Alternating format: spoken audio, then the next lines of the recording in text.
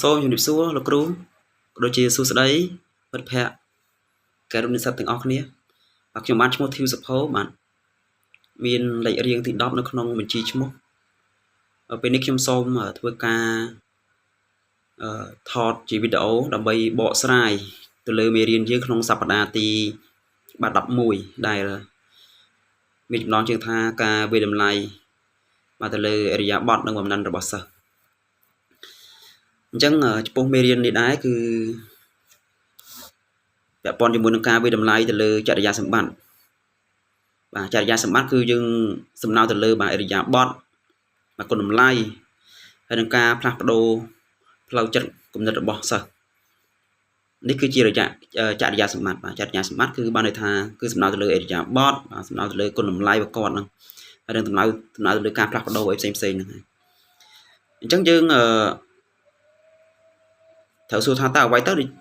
ដែលត្រូវវិតម្លៃបាទអ្វីដែលត្រូវវិតម្លៃនេះគឺ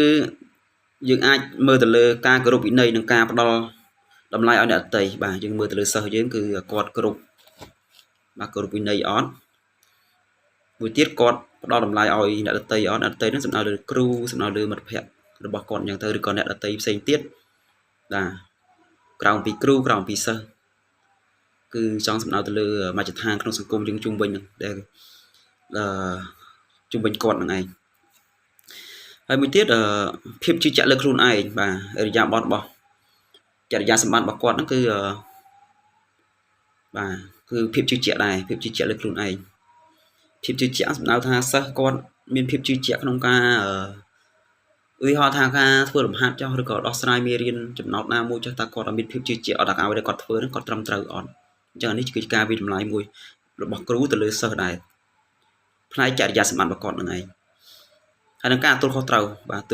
ទួលខុសត្រូវភារកិច្ចរបស់គាត់បានន័យថាយើងដាក់កិច្ចការងារផ្ទះឬក៏ដាក់កិច្ចការងារណាមួយឲ្យពួកគាត់ធ្វើតើគាត់បាទបានធ្វើវាអត់បាទហើយកម្រិតនៃការធ្វើមានភាពត្រឹមត្រូវដែរឬទេបាទអញ្ចឹងនេះគឺជាការវិតម្លៃទៅលើចរិយាសម្បត្តិដែរហើយបន្តមកទៀតគឺយើងនិយាយអំពីសិលធម៌ក្នុងការរស់នៅរបស់គាត់បាទចរិយាសម្បត្តិគឺសិលធម៌ក្នុងការរស់នៅរបស់គាត់បាទអញ្ចឹងសិលធម៌ក្នុងការរស់នៅគឺការរស់នៅក្នុងសង្គមក៏ដូចជាក្នុងគ្រួសាររបស់គាត់ហ្នឹងហើយយើងវិតម្លៃថាម៉េចយើងអាចវិតម្លៃថាគ្រូអាចសង្កេតមើលសកម្មភាពប្រចាំថ្ងៃរបស់សិស្សបាទយើងអាចប្រើការសង្កេតរបស់គ្រូហ្នឹងគឺយើងអាចប្រើមើលលើការរស់នៅប្រចាំថ្ងៃរបស់គាត់ដែរបាទក្នុងករណីយើងអាចប្រើជាតារាង checklist អីមួយហ្នឹងទៅយើងមានជាតារាង checklist មួយទៅហើយយើងកំណត់ថាបាទគាត់បានទៅនៅផ្ទះគាត់បានជួយកិច្ចការងារផ្ទះអត់បាទទី2គាត់អាចធ្វើការងារអ្វីខ្លះនៅក្នុងផ្ទះគាត់បានមើលសភៅអត់ឬក៏រំលឹកមេរៀនអត់ដោះស្រាយលំហាត់អត់បាទហើយការគ្រប់បិតាអីផ្សេងៗនៅផ្ទះហ្នឹងហើយមួយទៀតគឺការវិតម្លៃដោយខ្លួនឯងបាទវិតម្លៃខ្លួនឯងហ្នឹងគឺចង់សំដៅថាឲ្យសិស្សឆ្លុះបញ្ចាំងពីអរិយាប័ត្ររបស់ពួកគេអញ្ចឹងបានន័យថាឲ្យសិស្សគាត់ឆ្លុះបញ្ចាំងនៅអរិយាប័ត្រហ្នឹងបានន័យថាឲ្យគាត់សរសេរជាกระดาษមួយមក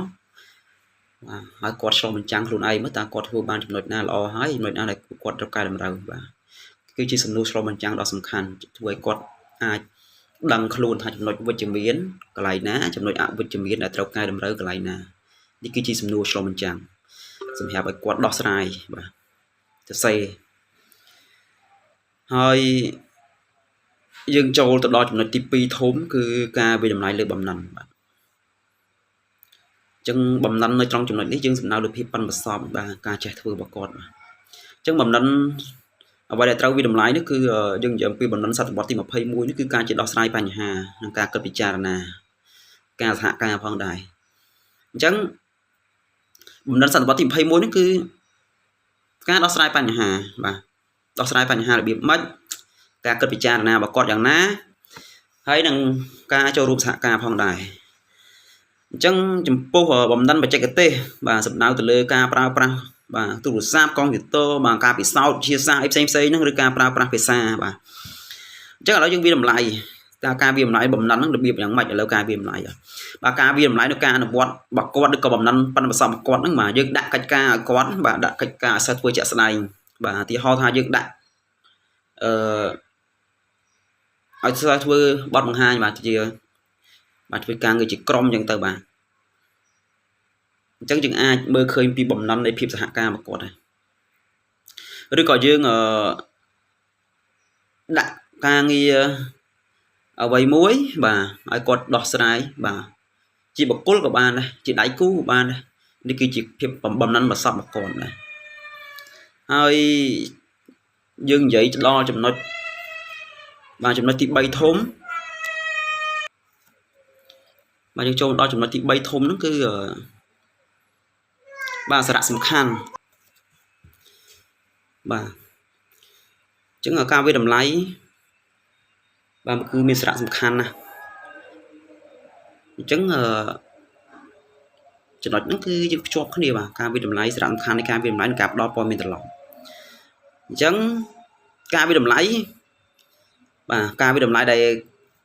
សង្ខេបមកពីខាងលើពីចំណុចធំហ្នឹងគឺការវិតម្លៃអរិយាបថហើយនិងបំណិនរបស់សិស្សហ្នឹងគឺដើម្បីជួយឲ្យគាត់ហ្នឹងខ្លាចជាសិស្សដែលមានមនុស្សដែលជាសិស្សដែលមានសមត្ថភាពអញ្ចឹងសិស្សដែលមានសមត្ថភាពនេះគឺចង់សំដៅទៅមុខទៀតថានឹងខ្លាចទៅជាមនុស្សពេញលេញអញ្ចឹងខ្លាយទៅជាមនុស្សពេញលេញគឺគោលចង់និយាយថាគោលបំណងគឺមិនមែនដើម្បីដាក់ទោសឬបង្អាប់ឬក៏ចំអន់គាត់ឲ្យសិស្សនឹងគាត់មានអារម្មណ៍មិនល្អអីទេឲ្យគាត់ពិបាកអីទេតែអ្វីដែលយើងធ្វើហ្នឹងគឺដើម្បីរកចំណុចខ្លាំងនិងចំណុចខ្សោយរបស់ពួកគាត់កាលណាយើងរកចំណុចខ្លាំងចំណុចខ្សោយរបស់ពួកគាត់ឃើញហើយគឺយើងក្នុងនាមជាគ្រូគឺផ្ដល់មតិត្រឡប់ផ្ដល់មតិត្រឡប់ទៅគាត់អញ្ចឹងសួរថាតើការផ្ដល់មតិត្រឡប់របស់គ្រូនឹងត្រូវធ្វើរបៀបម៉េចការផ្ដល់មតិត្រឡប់ហ្នឹងគឺក្នុងនាមជាគ្រូត្រូវផ្ដល់មតិដែលជួយលើកទឹកចិត្តពួកគាត់ទៅជួយលើកទឹកចិត្តយើងមិនអាចទៅនិយាយបណ្ដោះបង្អាប់គាត់បានទេគូក្បាលក្មេងវារបៀបថាជាសុទ្ធទៅសិស្សកាលណាយើងប្រអាប់គូក្បាលវាក្រិនហើយអញ្ចឹងចំណុចនេះសំដៅថាយើងត្រូវចេះលើកទឹកចិត្តគាត់លើកទឹកចិត្តគាត់បែបវិជ្ជមានអញ្ចឹងកាលណាយើងលើកទឹកចិត្តគាត់បែបវិជ្ជមានទៅធ្វើឲ្យគាត់មានអារម្មណ៍ចង់រៀនមានអារម្មណ៍ថាមានការយកចិត្តទុកដាក់អំពីគ្រូចំពោះគាត់អញ្ចឹងកាលណាគាត់មានអារម្មណ៍ថាអ្នកដតីដែលជាគ្រូនេះមានការយកចិត្តដាក់ចំពោះគាត់ហើយគឺគាត់ប្រកបណាស់អារម្មណ៍តិចរីច្រើនប្រកបជាចង់ក្នុងការរៀនចង់ទឹកការស្រាវជ្រាវចង់ធ្វើលំហាត់ឬក៏ចង់ធ្វើសំណួរឬក៏ការផ្ទះដែលគ្រូបានដាក់ឲ្យហើយក្នុងនាមជាគ្រូគឺចង់សំដៅថាបង្ហាញផ្លូវឲ្យសិស្សកែលម្អខ្លួនដែរបើន័យថាយើងក្នុងនាមជាគ្រូយើងមើលឃើញចំណុចខ្វះគាត់ខាតគាត់ឡើយណាគឺយើងដល់ព័ត៌មានត្រឡប់ឲ្យគាត់កែលម្អដើម្បីទទួលបាននូវភាពវិជ្ជមានភាពខ្លាំងអញ្ចឹងបើសិនជាយើងនិយាយទៅគឺមេរៀននេះខ្ញុំសូមសង្ខេបជា3ធំនឹងឯងគឺទី1ការវិតម្លៃលើចរិយាសម្បត្តិរបស់គាត់នឹងឯងដែលខ្ញុំសង្ខេបទៅលើចរិយាសម្បត្តិរបស់គាត់ហ្នឹងគឺតាំងពីសិលធម៌រស់នៅក្នុងសង្គមតាំងពីសិលធម៌តាំងពីការរៀននៅក្នុងថ្នាក់តាំងពីនៅក្នុងសាលាការគោរពវិន័យការឲ្យតម្លៃអ្នកដទៃការទទួលខុសត្រូវរបស់ពួកគាត់ហ្នឹងគឺយើងវិតម្លៃមួយចំណុចហ្នឹងចរិយាសម្បត្តិរបស់គាត់ហ្នឹងគឺមានដែលខ្ញុំបានរៀបរាប់ហ្នឹងបន្ទាប់មកគឺមួយទៀតគឺការវិតម្លៃឬបំណិនបំណិនគឺភាពប៉ិនប្រសប់របស់គាត់ហ្នឹងគឺបំណិនសតវត្សទី21នេះសំដៅលើការដោះស្រាយបញ្ហាការសហការគ្នាការគិតគូរពីការគិតពិចារណា3ចំណុចធំដែរដែលជាការវិតម្លៃទៅលើបំណិនហើយនឹងចំណុចដែលខ្ញុំសង្ខេបខាងក្រោយផុតគឺនិយាយអំពីសារៈសំខាន់នៃការផ្ដល់ព័ត៌មានត្រឡប់សារៈសំខាន់នៃការវិតម្លៃរបស់យើងទាំងពីរចំណុចហ្នឹងគឺវិតម្លៃលើចរិយាសម្បត្តិបំណិនហ្នឹងគឺដើម្បីរកចំណុចខ្លាំងចំណុចខ្សោយរបស់គាត់មិនមែនគឺការបណ្ដុះបង្អាប់អីទេហើយបន្ទាប់មកកាលណាយើងស្គាល់អំពីចំណុចខ្លាំងចំណុចខ្សោយរបស់គាត់ហើយយើងផ្ដល់ព័ត៌មានត្រឡប់របស់គាត់ផ្ដល់ព័ត៌មានត្រឡប់